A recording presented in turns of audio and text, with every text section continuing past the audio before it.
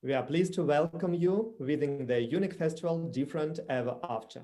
The festival offers a great place to discuss how differently and amazingly our society and planet are changing and which role we play in the big game. Добрый вечер, дамы и господа. Для меня огромная честь сегодня проанонсировать нашу итоговую встречу предпоследнего дня фестиваля, который проходит уже аж с 22 октября. Посольство Великобритании в Москве, а также ведущая российская просветительская медиа «Теории и практики» проводят этот уникальный фестиваль о Великобритании. О Великобритании другой, которая инновационная, открытая и современная, и та Великобритания, которая может дать нам ответы на те вызовы, с которыми мы столкнулись в 2020 году. Думаю, что здесь все согласны, 2020 год поменял нас, повлиял на каждого из нас. И сегодня мы подходим к той дискуссии, которая лично и для меня, и уверен для вас, является одной из самых интересных. Те люди, которые узнают первыми о всех событиях на нашей планете. Мы поговорим с вами о работе журналистов во время пандемии. Ведь это слово мы слышим именно от представителей СМИ большую часть времени. И, конечно, сейчас, в 21 веке, мы не можем себя отделить от СМИ, потому что мы получаем информацию. Это для нас так же важно, собственно, как и дышать, как и кислород. Ну и, конечно, важно не просто получать информацию, но и участвовать в этом обмене. Поэтому сегодня, перед тем, как я анонсирую дискуссию с нашими почетными гостями фестиваля, я бы хотел сказать о том, что у нас все продумано для вашего комфорта. Если вам удобно будет смотреть и слушать дискуссию сегодня на английском языке, то вы можете оставить, собственно, английский язык. Если хотите переключиться на перевод, то у нас есть несколько инструкций. С компьютера вы можете на нижней панели нажать на изображение глобуса и выбрать русский язык. Ну и если вы работаете с гаджета и смартфона, то тоже можете на нижней панели нажать троеточие и в появившемся списке выбрать пункт «Перевод». Собственно, мы хотим, чтобы каждое слово было вами услышано, и, конечно, мы хотим услышать ваши слова и ваши вопросы. После небольшой модерации их передадут тому человеку, кто сегодня будет вести эту встречу. И с радостью я хотел бы представить этого человека. Во-первых, о почетных гостях. Сегодня с нами участвует посол Великобритании в России, госпожа Дебора Броннард, а также посол Канады в России, госпожа Элисон Леклер. И вести беседу с ними будет журналист, руководитель отдела расследований сайта «Медузы». И ему я и хочу сейчас передать слово. Алексей Ковалев, вам слово.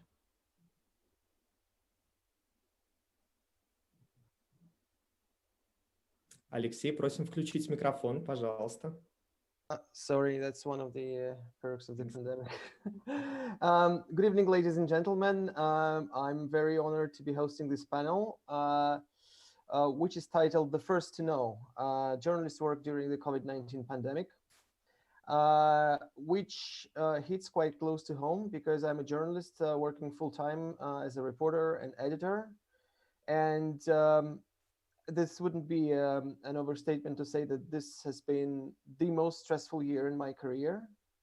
I work 70, 80 hours weeks, sometimes on weekends, and sometimes I have to pull all-nighters because this is the story that's breaking every single day, and we have to be on top of it. On top of keeping ourselves safe, we have to still be working in a very fiercely competitive market, and it is it's an enormous stress on all levels. Our reporters are overworked and burned out, and we cannot really afford to let them go on a vacation. And there isn't really anywhere to go anyway. So this is with that in mind, we are going to discuss the biggest challenges of this year with a distinguished panel of experts. So we have Deborah Bernard, the British ambassador to Russia, and Alison Leclerc, the Canadian ambassador to Russia. And I'm also delighted to greet my colleague Henry Foy of the Financial Times Moscow Bureau, and Sarah Torsner, coordinator of the UNESCO Chair on Media Freedom, Journalism, Safety, and the Issue of Impunity. With that in mind, I'm passing the mic to Deborah Bronard, the British ambassador. Madam Ambassador, you have the floor. Thank you, Alexei. Thanks very much for that introduction. And I'd like to join you in welcoming all our speakers and indeed those who've joined us online this evening in Russia or this afternoon to those of you who are in the UK and indeed throughout this digital festival. We call the festival Different Ever After. In recognition partly, of course, of the profound changes that we're living through with the pandemic. And some of these, of course, will be permanent, and we're very conscious of the stresses and strains and of course, the significant loss of human life, both in Russia and in the UK, as well as many other places. So as you say, tonight, we're looking at how the COVID-19 pandemic has impacted on journalists. And that's because we recognise the importance of journalism at all times, but perhaps in particular now during these really, really stressful times. So 3 points from me by way of introduction. First, an open and free media is absolutely essential to any functioning and prosperous society and to good and effective government. So it's important for citizens because it helps citizens make effective decisions, it allows them to hold governments to account, but it also helps government to make better choices too. And I think that's an important, and for me as someone who's worked for government for over 30 years, I think that's a really important point for me to remember, that an open, a free media actually helps government too, because it holds us to account, it helps us take better decisions. Second, in recognition of this and in recognition of the importance of an open and free media, the UK and Canadian governments launched the Media Freedom Campaign back in November 2018. And we did that to promote and encourage open and free media worldwide, because we want to work with others to help countries design and implement better laws to protect and encourage journalism and support those who are seeking to defend journalists and freedom of expression. Since then, we formed the Media Freedom Coalition, and that now consists of 37 countries working together on this agenda. And the UK also established the Global Media Defence Fund, administered by UNESCO, and along with Canada and supported by other contributions, we've pledged $5 million to this fund. And thirdly, as you noted in your introduction, the COVID-19 pandemic has been tough for journalists and for journalism. Some countries have deliberately used the pandemic to restrict press freedom. Some countries have perhaps inadvertently introduced measures that have done this. And journalists have suffered not just from stress and work, as you were describing very powerfully, but also directly from COVID too. And according to the Press Emblem campaign, over 400 journalists in 50 countries have died from this awful disease. And many of them, of course, died from the disease, became infected because they were really, at the forefront in the early days trying to explain what was happening. And they were there without proper protective equipment, reporting from those areas which were hit really hard by the first waves of the pandemic. So I think this is a really important discussion. I'm really looking forward to today's discussion and to hearing about these issues more from the perspective of all the panelists. And I hope that today's discussion will provide us with a sense of how the international community can continue to support and encourage great journalism, great journalists, and greater media freedom. So thank you to all, and thank you particularly, if I may, to the journalists who are participating, but I'll give you the floor back so we can continue with the discussion. Thank you, Madam Ambassador. And to kick things off, I'll ask Sarah for the bigger picture of what's happening in the world right now. So how has the pandemic changed the way media freedoms work around the world? And how does Russia actually, how is Russia doing in that respect?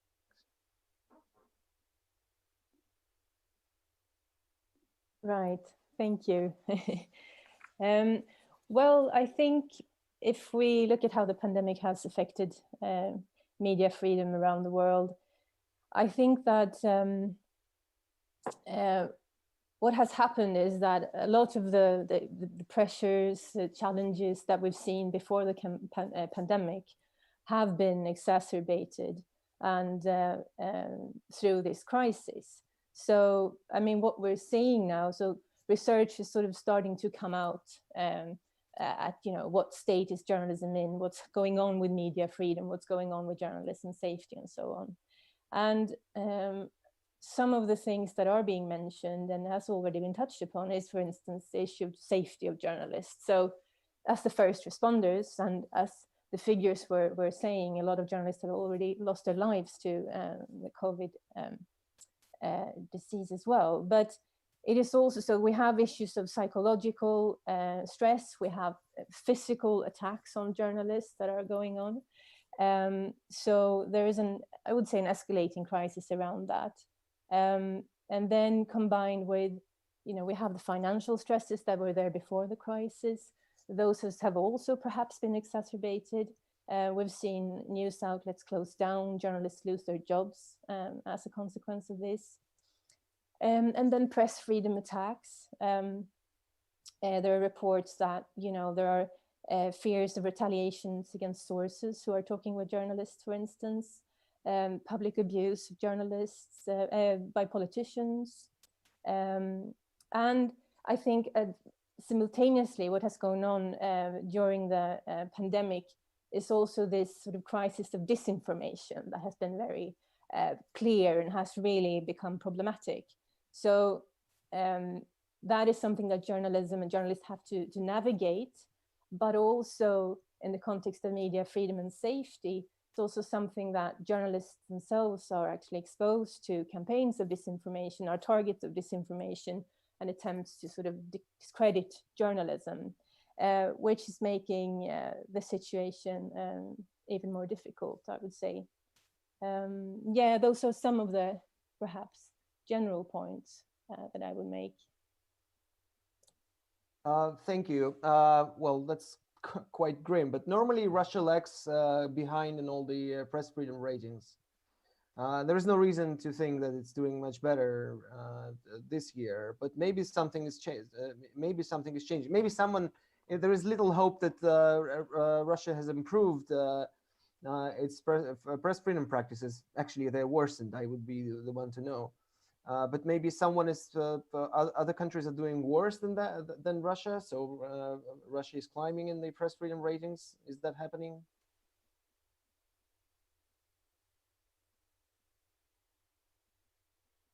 So let me phrase it like this: is Russia particularly worse off than other countries in terms of press freedom? Well, I don't know if I'm in a position to say exactly sort of where Russia is at, to be honest. I think probably others on the panel are more better informed about the sort of exact context of Russia. But I think that we see a number of challenges in a lot of countries where, you know, media independence is being restricted and so on. So yeah, so I wouldn't really comment on specifically on Russia. I don't feel I have that competence. Yeah. Thank you. We'll get back to that issue later, but now I wanted to get into some specifics with Henry. So Henry, tell us something from your perspective. What it's like working as a foreign correspondent in Russia these days. What are the challenges? What is the most frustrating thing about it?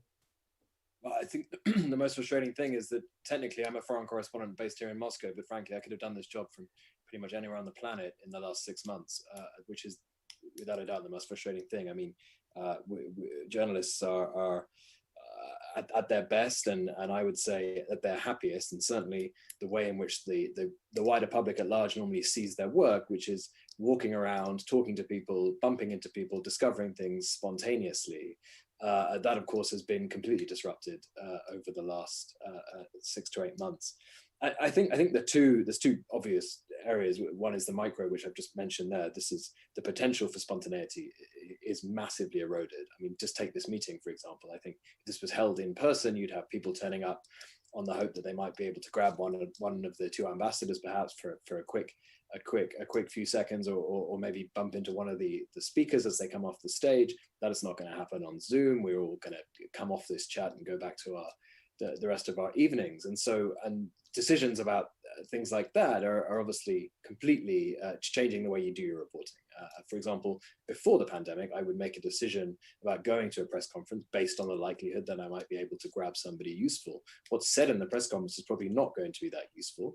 Thus, the press conference being put online doesn't really help me too much in terms of getting information from those sources that they wouldn't want to be put on the public record. The second way it's impacted is the macro. I would say, certainly in the last 6 weeks, 2 months to 6 weeks, the most important stories for Russia-based correspondents have not been in Russia. They've been in Belarus, they've been in the conflict over Nagorno-Karabakh, and they've been in Kyrgyzstan. Now, for various reasons, those three areas are quite difficult to get to from Moscow, either on the basis of security, on the basis of safety of those journalists. Sometimes that's decisions taken by governments, sometimes it's decisions taken by editors who don't think it's right to send journalists into harm's way by putting them into COVID hotspots. The ambassador, British ambassador, made reference to some countries taking advantage of this. I think that's completely true.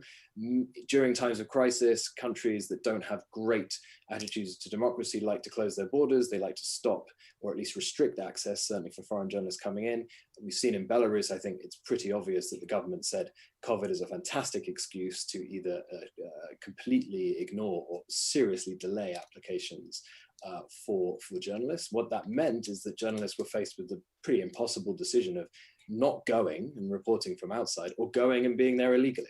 And we have two ambassadors here on the call. I'm sure they'll both tell you it's pretty difficult when someone from your country, even if they're a journalist, comes there without the media accreditation and finds himself locked up and then expects to be helped out. So that's an example, I think, of how on the macro side it's been very, very difficult to do your job. I think just aside from that, from a purely emotional level, it's just been really difficult. And I don't expect any special treatment for journalists here. It's been very difficult for everyone, but this is a story that journalists are both covering and living through. Yes, people have stopped from going on the street. Yes, people are having to work from home. Yes, people are getting laid off. Journalists too, it's pretty brutal out there. And especially when you're trying to cover it and trying to keep your enthusiasm for the story while the story itself is sort of crushing your soul. So yeah, it's been hard. It's required us to adapt. And I think the scariest thing and the biggest danger for journalism is that a lot of these restrictions that have been put in place, macro and micro, from online press conferences only, limited access to real human beings, to border control, could well outlast this pandemic. And I think certain governments and certain companies, especially in Russia, certain ministries have been trying to restrict journalist access for a long, long time. I've flown from Moscow to provincial cities for press conferences, only to find that the CEO won't even take questions afterwards. This is something that certain governments, certain companies would like to do more of. And here's the great excuse to say, well, it worked during 2020.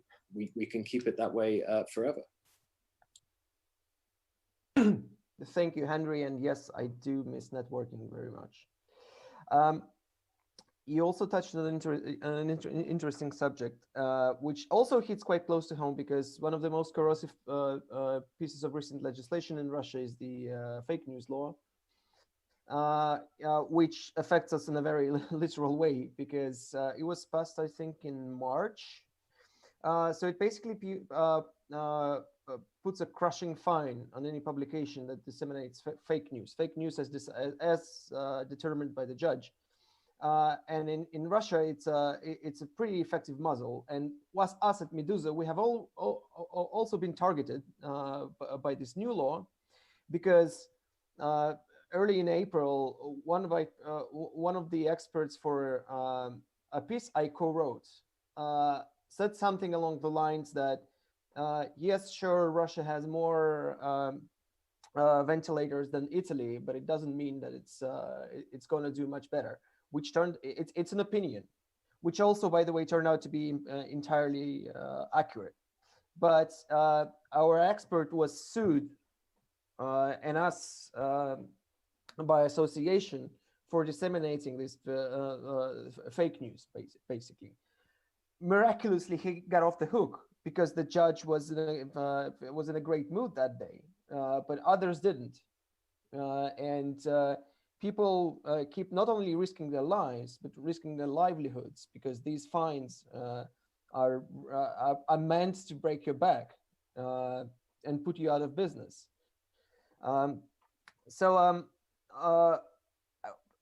This goes to both ambassadors. I was wondering how, in these times, small local publications, which are especially vulnerable, doing in your countries, and are there any proposals to from the state to help them out financially?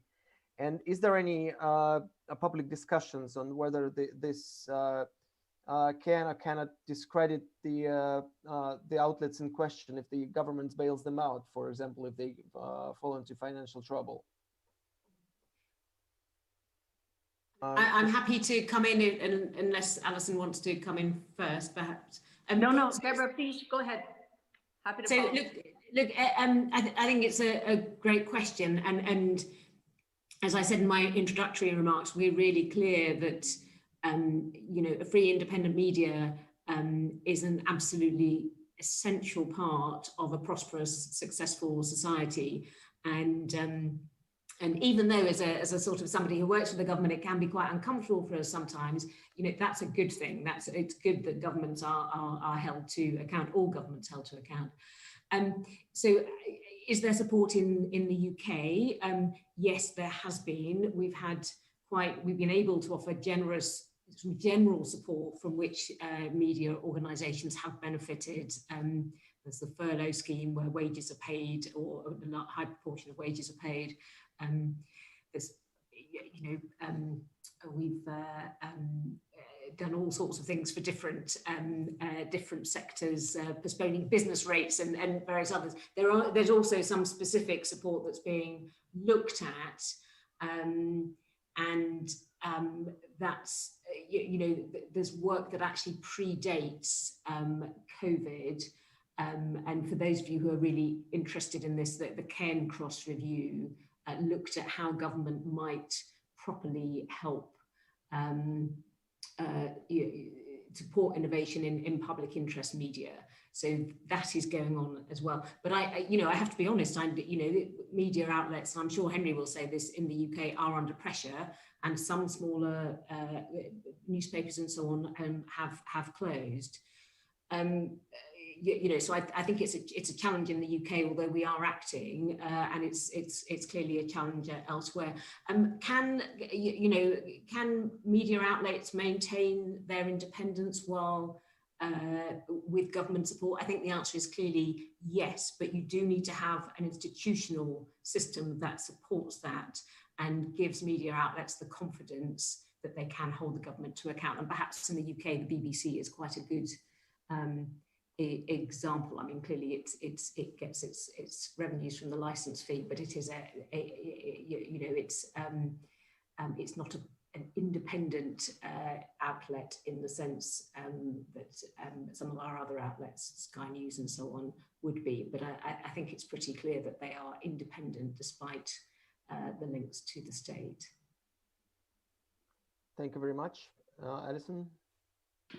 Well, I guess just to pick up on that point, I would certainly agree with Deborah that the government can help without undermining the independence of media. But I think, as we certainly find, you'll see with our national broadcaster, that whether they are seen to be independent is also a reality that has to be dealt with.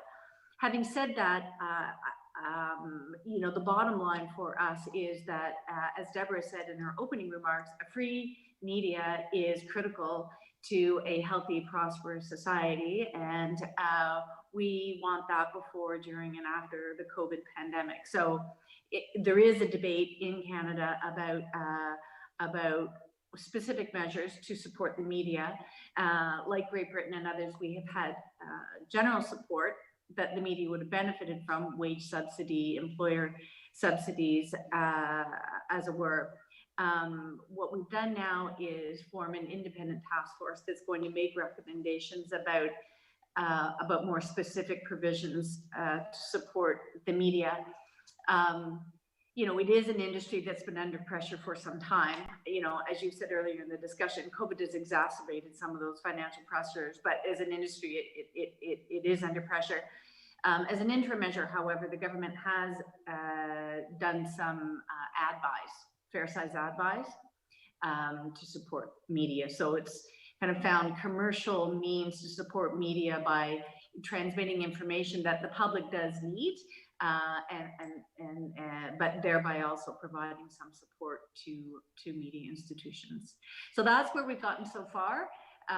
There'll be more to follow in terms of the work of this independent task force that I think is trying to thread that needle. But at this stage, I don't know what the timing for those recommendations would be, but it is certainly grounded on the recognition that we need to support, we need to make sure that we have a functioning free media for our society. Thank you very much. And on the issue of trust in media, which has been problematic for the past, I would say, a decade at least. And in some countries, it's fallen below the critical threshold of 50%, which means that in some of the most developed countries in the world, more than half of the entire population doesn't trust its media. Which is catastrophic enough, but these days, fake news can literally kill. I mean, misinformation can have quite literally lethal consequences. And I've only recently, a couple of days ago, we had to publish a very lengthy and detailed and exhaustively researched article debunking a major piece of misinformation on circulating on social media, which essentially boils down to the message, masks are bad, don't wear masks. So we had to basically pull together everything that we know about wearing masks in public places and how that helps and everything. But you would think that people would actually have more trust in in a crucial institution like the media. But no, quite conversely. I mean, people, we put that article out and we were flooded with comments, but who are you to tell us that masks are bad? Here, this scientific research says that that masks are bad. You are just journalists. Why should we trust you and not the scientists? Of course, the scientists were all fake. You know, these links were going to some obscure little websites, making up these bizarre claims. But no, I mean, people would, people these days have even less trust in the media. But is that something you're seeing, Sarah? Is that something you're monitoring? You know, the general level of trust in media and the consequences in the pandemic. Well, we're not. What we're doing is, well, we are researching that to a certain extent, and we are looking at the issue of trust through the notion of media and information literacy. So, and how that can serve this relationship of trust, which is necessary for journalism, between the audience and journalism. And basically, what we are doing, we're doing research on the connection between media and information literacy and the safety of journalists. So how media and information literacy can become a tool to basically safeguard journalism. And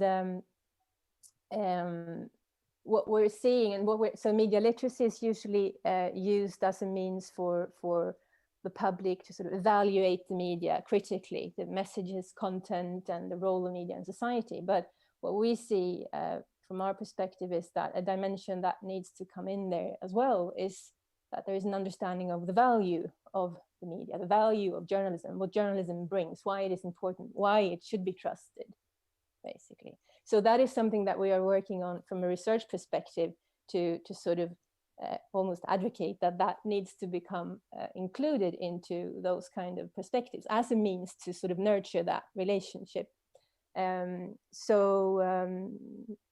Yeah, and so that an audience or a public can also become resilient when journalism is attacked, for instance, on when it's discredited, when it's said that it's fake news, that the audience or the public is able to see that this is not valid, this critique, these attacks are not valid. So that's what we're doing around that kind of around trust. But would you say that there's a special kind of crisis in terms of trust in media this year? Well, so from what I mean, yeah, I mean, obviously, as you've been describing, the decline of trust has been a long-standing trend that we've seen. So that is definitely has been a problem. And but interestingly as well, what has come out of some of the research that we've seen now is that there is actually an increase in trust in journalism. So there is a project called, I think it's the Journalism in the Pandemic project, and they have just released sort of initial results, and they have shown that people have actually turned to journalism in this context, in a context where we have disinformation and so on. So there are some positives there, that there is a recognition of that journalism is actually needed in that sense. So yeah, I think that's what we're seeing at the moment. Actually, now that I'm thinking, Medusa has almost doubled its readership in the first few months. So yeah, but it's nice to think that at least some people do recognize us as an essential service, as an essential public service. That's quite reassuring.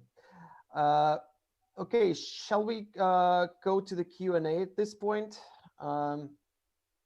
Okay, let me see what questions we have. Okay, that's a good one. Okay. Okay. Okay, Henry, here's one for you. Okay, do you see the effect of the current pandemic on the journalists' employment? Have many of them lost their jobs? It's just changed the way they work, for example, from offline to online. You partially answered the second part, but is it really as bad in terms of employment in the media industry as it is in Russia and the UK?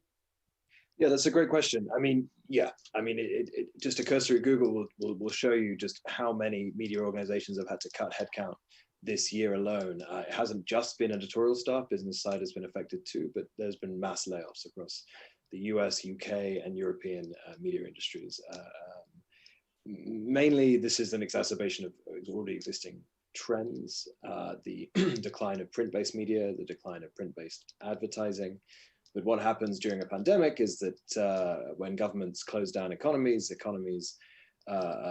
seize up, essentially, businesses stop advertising, and physically the media business, if you like, it revolves around people on their way to work, picking up a newspaper, or on their way to work, reading something on their iPhone as they pick up a coffee. This stuff wasn't happening. Commuting wasn't happening. The 40 minutes, the 90 minutes that the journalism and advertisers target as part of somebody's day wasn't happening. And so you weren't able to get those eyeballs. That said, I mean, just to take the FT as an example, our subscription rates are through the roof this year in terms of growth. People are paying for that, but of course that doesn't make up for the fall in the printed product.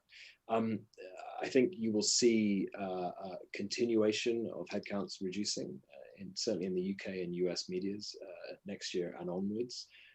Typically in a crisis, you gain back half of what you lost. And so if you imagine 30–40% fall in revenues this year, you're only going to get back 20% of that, so 50% of that, so that's going to leave a 20% fall. It's not good, it's bleak, and there aren't really that many answers. The ambassadors made some great points on how their governments have been trying to help out, but I mean, none of those examples are perfect. The FT and other newspapers refused to take furlough money in the UK because they took a principled decision that the government should not be paying the salaries of journalists, which I personally agree with. And I used to work in India before this posting. India has a huge problem with the fact that the government is the biggest buyer of adverts. And basically, when the government doesn't like what a newspaper has written, they won't buy adverts in that newspaper for days, weeks, or months until the editorial line changes. So difficult to see an answer, but yes, to answer your question directly, there have been layoffs, and I think those layoffs will continue, and it's the fault both of the overall business dynamics in the journalism industry, but also the pandemic. Most of our, the biggest, I don't know about other markets, but in Russia, some of the biggest advertisers, which keep a lot of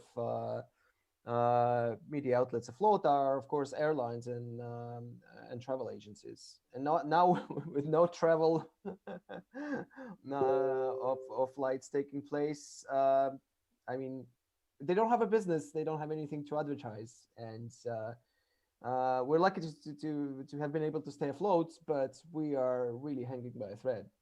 Absolutely. And also, you've got to think how many airlines themselves buy newspapers in bulk. You go to an airport departure lounge, it's full of newspapers. Same in Europe, same in Russia, same in the UK. You fly business class, there's 3 or 4 newspapers in every seat pocket. Those newspapers don't exist, and they may not come back.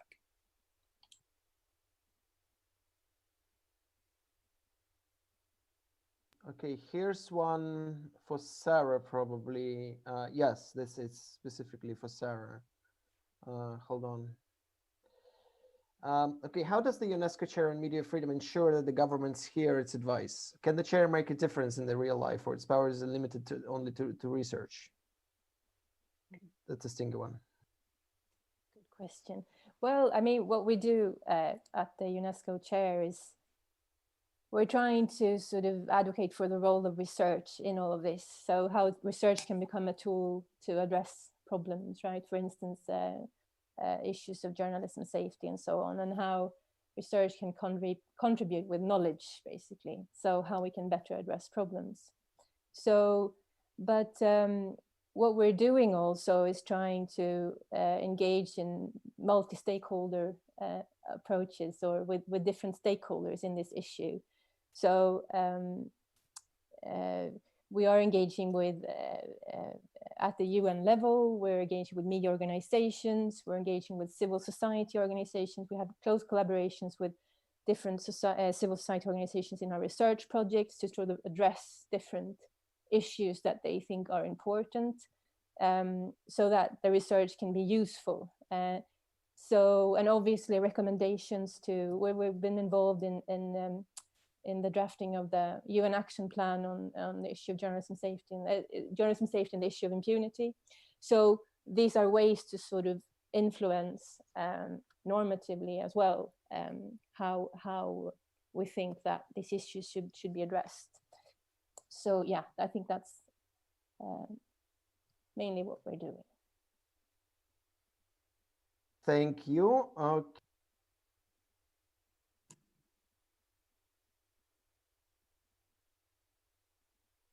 Okay, I muted myself again. Okay, so next we have a question that's probably, okay, I'll take it.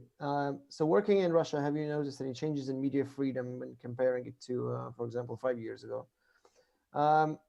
Okay, it may sound straightforward, like media freedoms in Russia are always on the decline. And of course, it's worse now than 5 years ago, because 5 years ago, we didn't have a law that punished you for reporting on the most important story of the year in the world. But whenever I think of this, and whenever I'm trying to explain the situation with media freedoms in Russia, I cannot help but think that these days on one of the biggest, one of the most popular radio stations, hosted by the most popular tabloid in Russia, and the most popular tabloid in Russia equals friendly to the government. It's not owned by the government, but it's quite friendly. So they have a radio and a podcast series, and there you can listen to one of the most critical journalists in Russia who had actually to flee Russia, and he lives in London now. And you have him there every day on a primetime talk show, being quite extremely critical of the Russian government. Nobody's censoring him. It may be just a valve for venting these quite popular sentiments and government criticism, or it may be a way, the same way that certain independent newspapers in Russia exist in the eyes of the Kremlin, for them to be able to deflect any criticism, like, look, we have this independent radio and we have this independent newspapers. We have them. Nobody's shutting them down. But yes, of course, they have. They hold the record for the most journalists murdered on the job.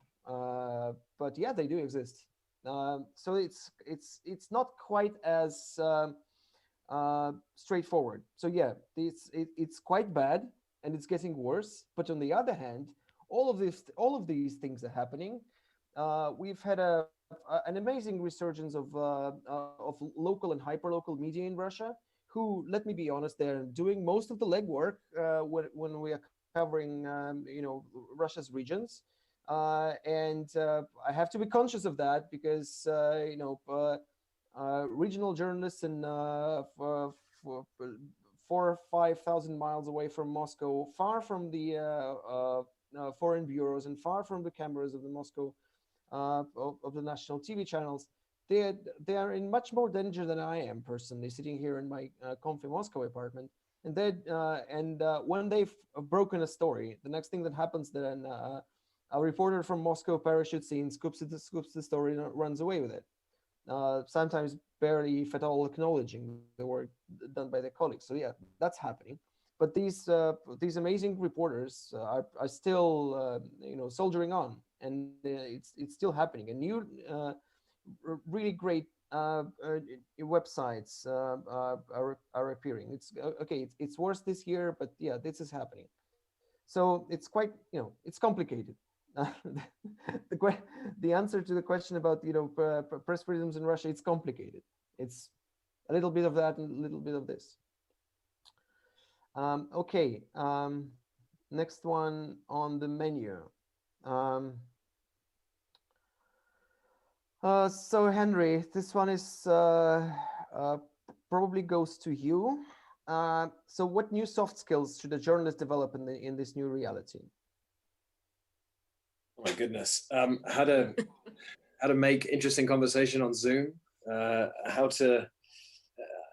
No, I think you have to be more blunt. Actually, I think you have to be less soft. I think this is a time where you must be direct with people. You must ask all your sources for even more help, for even more suggestions of who to talk to, because you don't get the spontaneity that you used to get. You don't get the ability to bump into people. I've been invited probably since March to a dozen in-person real meetings with really useful people, and they've been like gold dust. You can string 4 or 5 stories out of them, because finally you've got some information. This is Russia. Russia is not unique in this aspect, but it's quite pronounced here. People don't like talking over electronic media for obvious reasons, especially if they're very high-placed sources or members of government or members of state-run companies. And so that has become very difficult. And so you have to basically, instead of being soft with these people and saying, okay, fine, we can meet in November. Okay, fine, we can meet again in December. It's to say, no, I need to come to your house now, or I need to do this now. We need to meet and discuss this. So that has been a thing. I also think journalism has been shifting towards data-led journalism for a while now, but that is sped up because literally you're strapped to your computer. Data is a place where you can find stories that don't require you to bump into somebody on the street or see something with your own eyes. You can delve into things that are there. Russia actually has an enormous amount of government statistics online. Russia does not normally hide the statistics. They just put them in an incredibly difficult to navigate website. And if you have lots of patience and lots of time, you can find stories out there based simply on what the government is publishing about itself. And that's true of many countries. Just sort of a wider comment on the previous conversations. I think we should get away from the idea of talking about journalism as sort of like this giant living in the woods that we have to sort of keep an eye on and say, how is journalism doing? I mean, journalism is a massively wide faceted thing. And so, yes, while fake news is a problem and people have losing their trust in mainstream media for fake news reasons. Some of that is due to journalism itself. There's a lot of terrible media out there that likes nothing better than a good conspiracy theory, because it drives traffic to the website, because it gets clicks, and you see it across all markets: Britain, Canada, the US, Europe, Russia. Websites and news organizations will run completely unverified rubbish because it's scandalous, because it's the ultimate gutter press. It's what's been selling newspapers for centuries.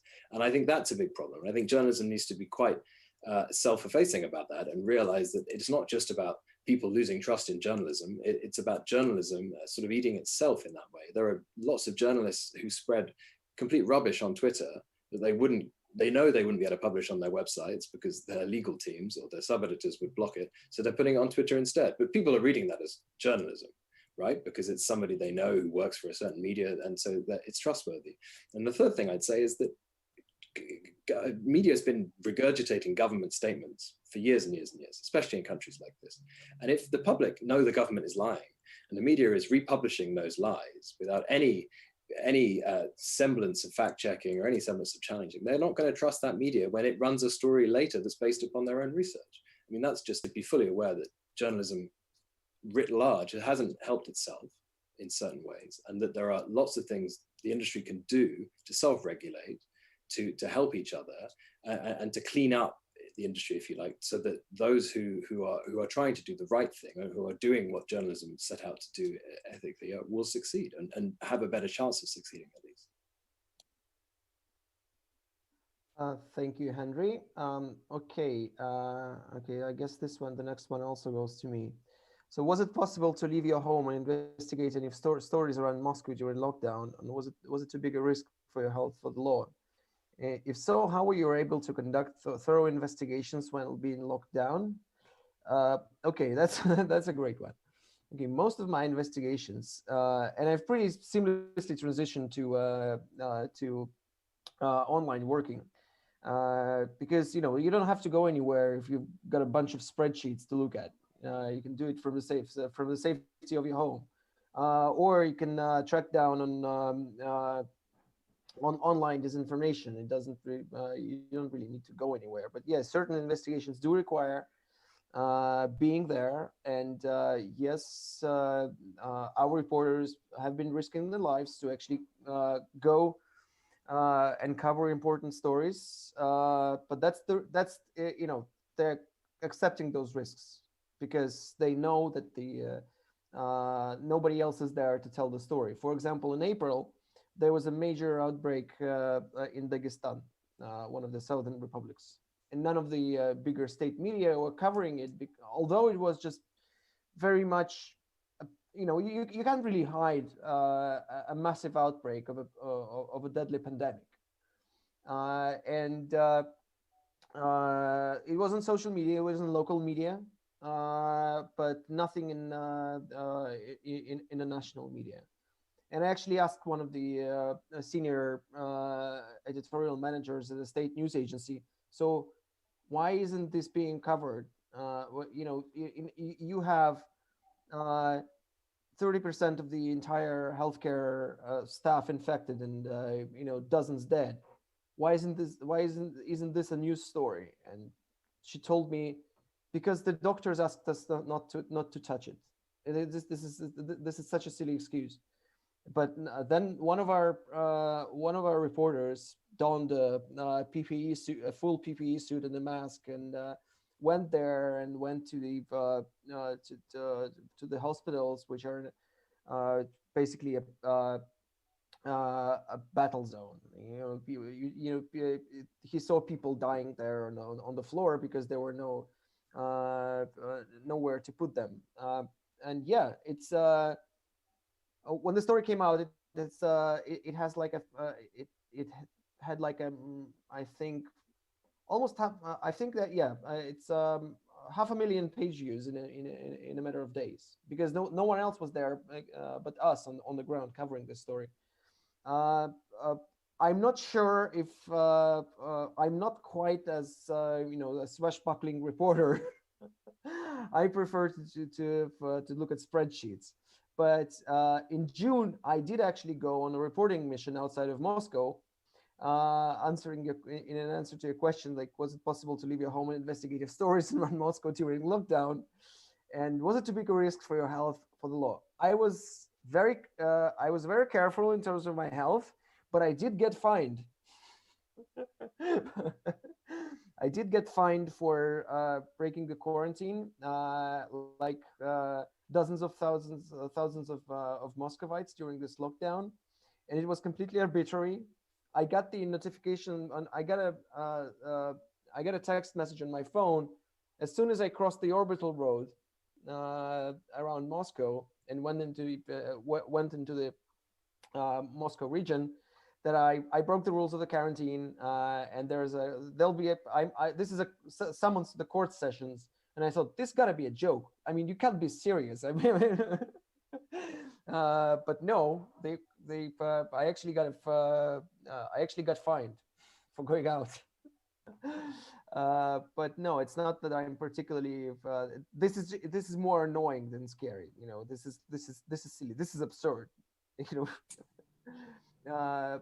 But no, I'm able to conduct my investigations, and you know, being fined is more of a concern than you know, getting infected, because I'm very careful. I'm wearing masks, I'm wearing gloves, I'm disinfecting everything.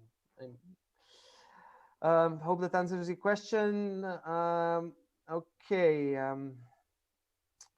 Okay.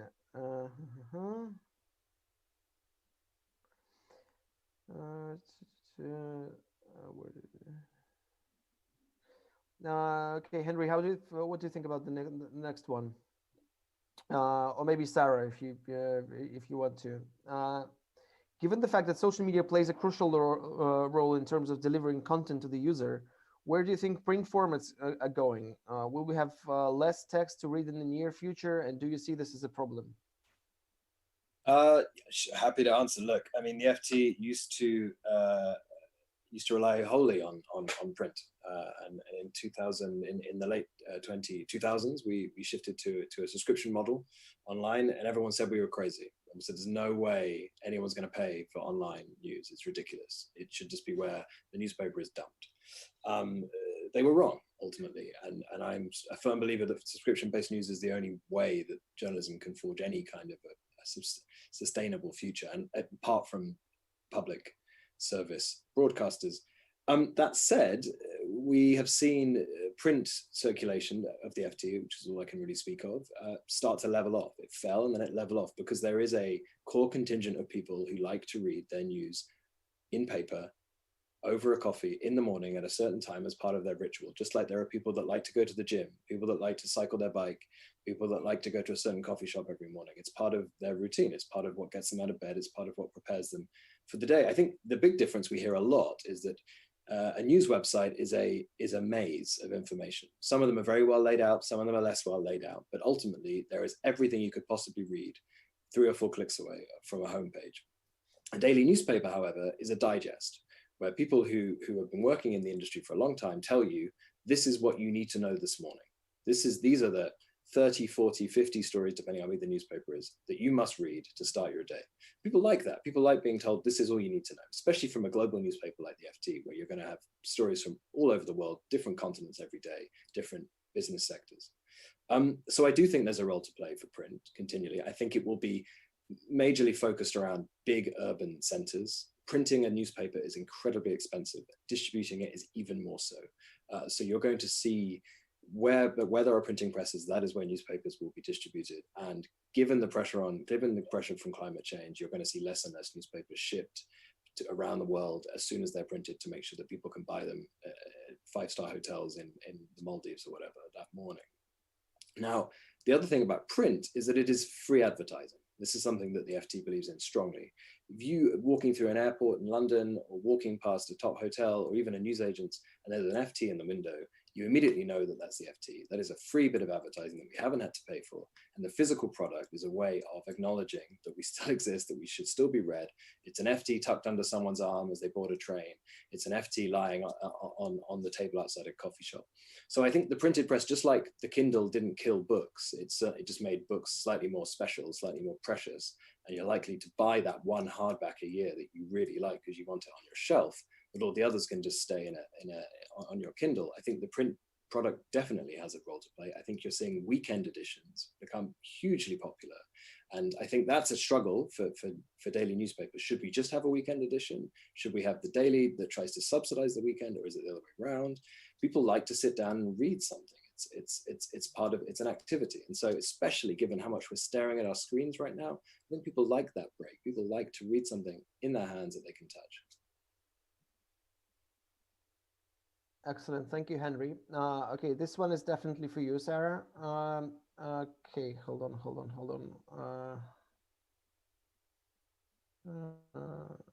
Okay. I'm sorry, I lost my notes. Alexei, can I jump in with a question? Sure. Am I allowed? I just wonder, I'm interested from Henry really, whether he thinks there's going to be a generational shift. So I'm one of those people who likes buying and reading a newspaper, but I'm someone who grew up with newspapers. That's an my children get their news in as much as they get news in a very different way, and I do try and get them to read, but it's really quite tough. And so, and I think we're seeing that in Russia as well as in the UK, as I suspect in Canada as well. And are you seeing that? Is that something? And you know, how is the FT preparing for that future? Maybe how is Medusa preparing for that future? Without a doubt, and we are definitely seeing that. That's a big trend, and that's been one of the big drivers of what's reduced our print circulation. While our digital footprint has grown by a far larger scale than that decrease. What I would say is people say the same thing about politics, right? How come all the young people vote left wing, but somehow all these governments are always right wing? People get older and they get more conservative. I think as people get older, they're going to turn away from certain products. Maybe they're going to pick up on habits that they didn't have before. It's going to be a lot harder if they don't have it from an early age. And I think you're seeing in fast growing Asian nations that newspapers just won't catch on as something that is part of someone's daily life, someone's daily desire for news. However, I do think in established Western economies, older countries where newspapers have been a part of life, especially in the cities, you are going to see that continue. I think there is something undeniable about it being part of a routine and a regimen. And while you will see overall numbers decline, I think it's something that people will pass on in the same way that books have been passed on, music gets passed on, and I think newspapers will too, to a far lesser extent than currently, but a certain amount. I hope so, at least. There's something beautiful about the newspaper, and even me as someone who's basically been a journalist through the digital age, there's still something incredibly special about the front page. And when you're on it with a fantastic story, that's a newspaper that you keep and you put in a box. And some of my colleagues probably think I'm sentimental and ridiculous, but there's nothing better than that, because you cannot replicate a website on a newspaper. It is the printed product, and it's wonderful. Thank you, Henry. And we also have a bunch of questions, which I'm going to bundle together. And partially, Henry already answered it, but okay, so there's one, two, okay. So what has changed in the sense of the sources, access to sources, I guess.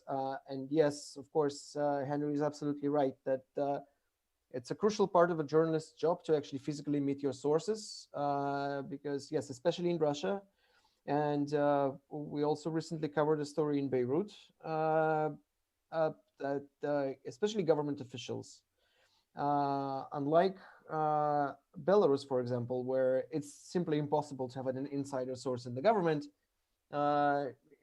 Russian government officials are actually quite happy to talk, to vent, or to plant a story, or generally they can be quite friendly and quite useful as sources, despite the fact that you can never quote them on the record. So this is an entire crucial part of our reporting that's basically wiped out. Not for me personally, because most of my sources are in encrypted chats online. so not much has really changed for me, but especially for political reporters who work with a lot of government officials. That's definitely now a huge problem, because no senior government official will talk to you on the phone. Some will do on encrypted Telegram chats, but I'd say a big portion of them will simply go offline for you, basically, unless you can arrange a meeting. But I think it's not going to last forever. I'm not at least, I'll give it a few months until we have a working vaccine. And I know we know that government officials are already getting vaccinated, at least in Russia. Vaccinated and getting ill, though, which is the scary. Yeah. Yeah, that's a good point. But given that they are even more paranoid than reporters themselves, I would say that some of our sources are very compulsive in terms of disinfecting everything around them. And there was a story that they were trying to debunk about guests in Putin's residence having to quarantine before meeting him, even if it's just for a photo op handshake. Sources means we all understand that this is temporary. Of course, yes, some will refuse to talk to us unless it's in person, but it's not that big of a problem, at least in my case. Hope that answers your question. But other than that, it's still the same people, and they're leaking the same stuff to us that they used to. Okay, at this point we're wrapping up the Q&A, and I'm giving the floor to Alison Leclerc, Madam Ambassador. Well, thank you very much, Alexei. So it falls to me to do an easy job and a hard job.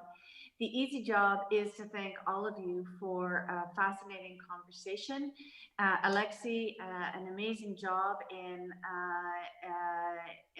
navigating and moderating the discussion. Sarah and Henry for offering so many thought-provoking comments. Deborah, of course, for getting us started, and really the organizers of the conference. So a huge thank you. I think you've given us all a lot to think about. So that's the easy job. The hard job is to sum up what has really been a very rich and multi-layered conversation. And I can't pretend to be able to do more than a barely adequate job about it. But I think it is possible to say that media, free independent media, was under pressure going into the pandemic. Deborah referred to the formation in the Canada-UK initiative in 2018 to form that coalition. That, as she said, was premised on a recognition of the value that a free and independent media plays to society. It was also premised on a recognition of the challenges, the dangers, the risks faced by that media, and the growth of those risks, and the needs for governments to act and to act together to support and protect and foster a free and independent media around the world. So, as was said in this conversation, the pandemic really, it has created some new pressures, but more importantly has exacerbated existing pressures. And I think one of my takeaways is that this pandemic is going to leave free media weaker than it was before. So media will be weaker. Some of those weaknesses will be potentially of a continuing nature. Some will only be temporary. But in both, governments actually do have a role and a powerful role to play, either in facilitating free and independent media, or indeed in undermining free and independent media. Whatever role they're playing, the reality is that governments and societies are beneficiaries of a free and independent media, whether some governments recognize it or not. And Deborah, I think, spoke quite eloquently at the beginning about just how important a free media is. So in other words, the need for us to keep talking and to work together remains ever stronger. Canada is about to host the second conference on media freedom on November 16th in co-chairing with Botswana. That will bring together the 37 members at ministerial level of the Global Freedom Coalition. And I think that the conversation, because of COVID, needs to be quite different and needs to talk about the kind of tools that that we need to support, to ensure that we do have the capacity to sustain free media, to grow free media, to support a free and independent media in meeting those challenges. So we've spoken about some, the work that the coalition is doing in creating the award to showcase journalist work, in creating the defense fund to help them respond to harassment and other legal challenges, the kind of research that UNESCO does, the kind of work that we can do on policy responses that hopefully will come out of this conference. A recognition too that those tools need to recognize the most vulnerable among the journalists. And Alexa, you spoke about those that work at local or regional level, often those that work without the kind of spotlight that can protect them. So the tools really need to look at where the problems are most acute. That's one example. Fake news is another. And then very importantly, the role that journalists have to play themselves in recognizing that they're part of the problem, but they're also part of the solution. So what are some of the things that journalists can be doing to sustain the valuable work that they do? And I guess the conclusion that I would perhaps not very well, as a closing remark, there was one line, I think, Alexei, that really stuck with me when you referred to what happened to you when you were leaving Moscow. And you said that was the fine was more annoying than scary.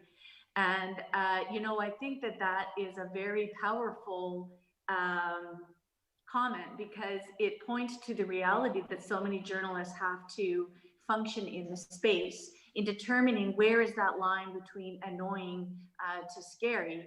And they do it either fearlessly or fearfully, but they do it. And it's so critically important. So I'm really grateful to have had the opportunity to learn from all of you and your experiences. And I think that this has been a really good contribution to the conversation about media freedom here in Russia, very important one, but the larger one as well. So thank you so much.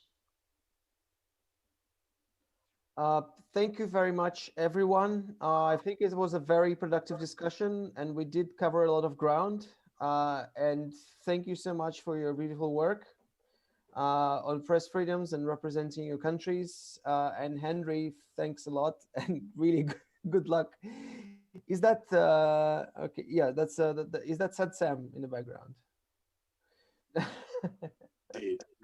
I hope to see it one day, because I'm really forgetting what the outside what the world outside my courtyard looks like. Okay, thank you very much. Thank you for your questions, and we'll be wrapping up. Thank you. Thanks all. Thank you. Bye-bye. Thank you. Good night. Алексей, со своей стороны хотим поблагодарить от лица всех зрителей вас за блестящую модерацию, за очень интересную, ну и честно, искренне пожелать всем журналистам, всем сотрудникам СМИ, конечно же, здоровья, успехов в их очень сложной и важной и полезной деятельности. Большое спасибо. Также мы благодарим наших уважаемых почетных гостей фестиваля и представителей СМИ. Ну и, конечно, хотели еще услышать слова обратной связи, точнее увидеть их и прочитать. В чате мы сейчас разместим ссылочку. пройдя по которой вы сможете заполнить форму обратной связи. Мы будем вам действительно очень благодарны для того, чтобы этот фестиваль был безупречным. Ну и завтра, итоговый день, 28 октября в 13:00 нас ждет животрепещущая тема. Эта тема для меня тоже была очень важной, поскольку моя одногруппница работает в BBC, но вот завтра прямо мечта международников и всех людей, кто интересуется вопросом Brexit. Почему Великобритания вышла из состава Евросоюза? Завтра мы в час будем это обсуждать, и я думаю, что это очень важно и для России, и для всего мира в целом, а также для будущей внешней политики Великобритании и тех людей, кому эта страна так дорога. Ну и приятная часть, музыкальная, в 17:00 музыканты будут общаться уже на языке музыки. Это Екабрам, проект, который будет объединять музыкантов из Великобритании и России, и пройдет великолепный онлайн-концерт. Мы говорим великолепный, потому что уже видели подобный проект, когда музыканты импровизировали в разных музыкальных стилях. В общем, завтра в 5 часов по Москве вы сможете насладиться стильной музыкой. А в 20:00 вас ждет тема, которая, наверное, объединяет действительно каждого человека на планете. Счастье. Счастливы все, как сделать свою жизнь и мир лучше одновременно. И мы хотим сказать, что сейчас очень много появилось марафонов касательно своего личного счастья, но все-таки фокус внимания мы хотим на нашем фестивале сместить на общество, на то, как ваш вклад, как счастливого человека, может сделать общество более целостным, более интегрированным, здоровым и богатым. Поэтому еще раз хотим обратить ваше внимание, что итоговая наша встреча завтра будет именно о счастье в 20:00. Большое спасибо всем нашим зрителям, еще раз большое спасибо переводчикам и, конечно, главные слова благодарности посольству Великобритании в Москве, а также теории и практики. Большое спасибо, до завтра.